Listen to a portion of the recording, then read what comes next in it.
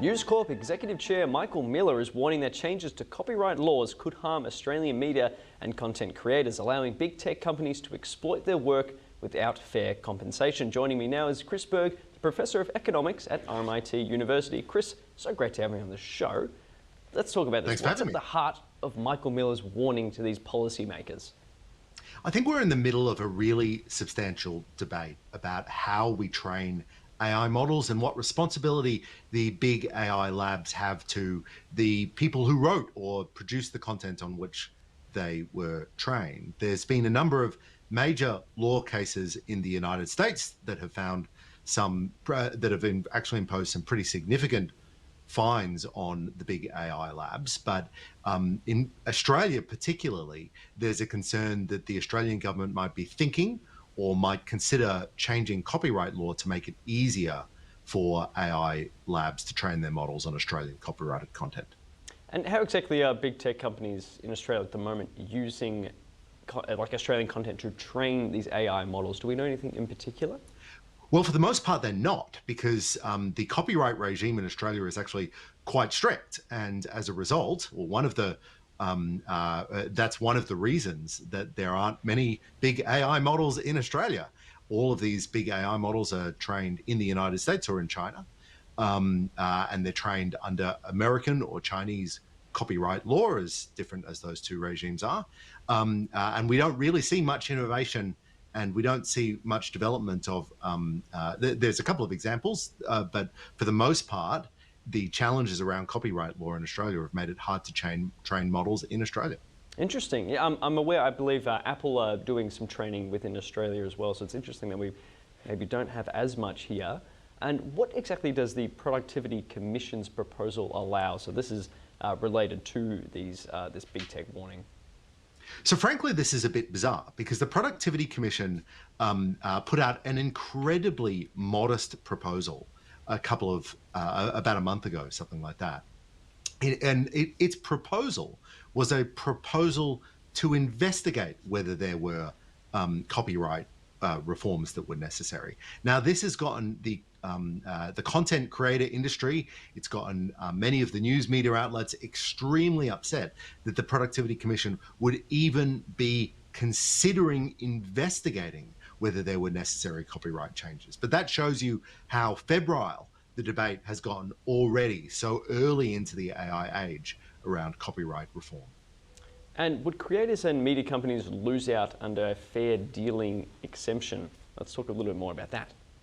Well, it sort of depends what you mean by lose out. So if there was a fair dealing exemption, let's say there was a fair dealing exemption that looked like the regime in the United States, then it would be possible that the big AI labs were able to read and learn from copyrighted text. Now, that's possible. Of course, that's a hypothesis about exactly what we would write. But right now, of course, it doesn't matter whether there are changes or not. Right now, copyright holders aren't getting any direct payment from these AI labs either way. I think making the regime much clearer about who has rights, what those rights constitute, and how it can be possible to train models in Australia while respecting Australian copyright law and the rights of content creators. I think that's a good thing. I think we need much clearer regulation and much clearer legal frameworks around this now, and I'm surprised that the content creating industry has been so vociferous in its response to the Productivity Commission's suggestion. Yeah, absolutely agree. I think that big word, transparency, is the most important thing when it comes to AI use. And let's link it back to the article again, the Australian article.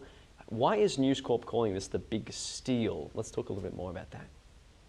Well, so obviously News Corp believes that this is potentially a threat to its own copyright.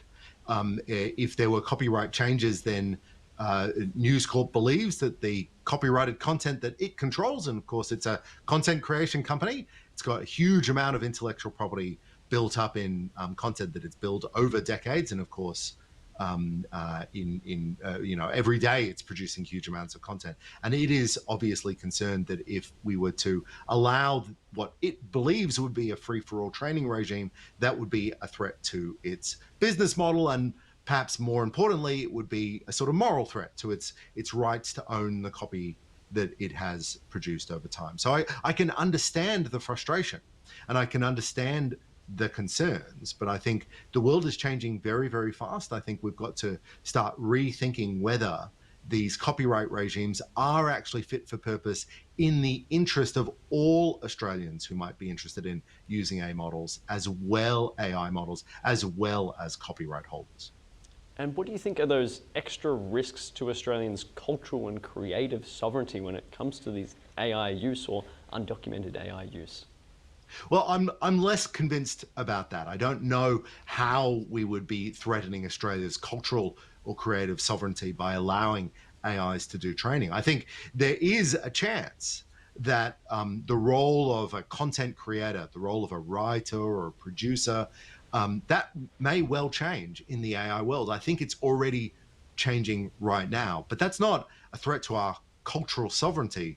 That's a challenge to our business models. It's absolutely right that AI presents an enormous change to the structure of the content industry, but it also presents enormous benefits in productivity, in entertainment, across the spectrum of things that we care about as a society. And I think we should be embracing it rather than resisting it. Yes, completely agree. I mean, it's the next digital revolution. I mean, the internet, people didn't embrace it initially, and look where we are now. So it's just one of those things we have to adopt.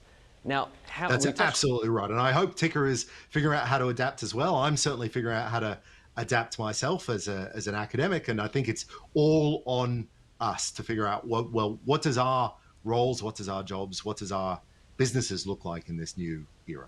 Yes, Chris, it's finding those efficiencies. And we touched on this before, like how America were using AI to train their copyright protection. How do other countries, are you aware of how other countries are handling AI training and copyright protection? Yeah, there's quite a diversity actually. So there are some regimes that are actually really open. So for example, Japan is incredibly open to AI labs training copyright on Japanese content. And that's interesting because the Japanese government has decided that it really wants to make sure that there's a good Japanese contribution to these AI models. In some ways, it's a lot easier for the big AI labs to get American content because they're built out of America. They come from American cultural institutions for the most part, but there are lots of regions, lots of languages, lots of cultures that are less well represented, and the Japanese government decided it would like to make sure that Japan was well represented. I think we could do the same in Australia as well. Of course, we speak English, but at the same time, there's so much of Australian culture and Australian content that I think could be well integrated into these models for the betterment of Australia and Australia's position in the global intellectual landscape. And Chris, what stance has the Tech Council of Australia taken and why?